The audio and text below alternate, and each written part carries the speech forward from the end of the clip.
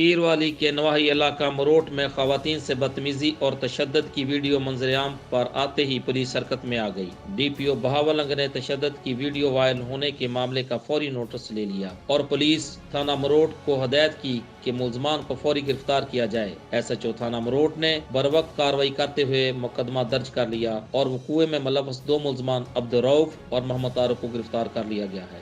بقیہ 2 ملزمان معزز عدالت پر ضمانت عبوری پر ہیں، جن کو منسوخی ضمانت کا بھی تحرک جاری ہے۔ ملزمان کو قرار واقع سزا دلوائی جائے گی۔ ڈی پی او بہاولنگر کا مزید کہنا تھا کہ کوئی بھی شخص قانون سے بالاتر نہیں، خواتین پر تشدد اور ان کے بے حرمتی ہرگز برداشت نہیں کی جائے گی۔ زین محمود کیمرہ ٹیم کے ساتھ سید عدنان شاہ، نمائندہ اوصاف ڈیجیٹل نیوز فقیروالا۔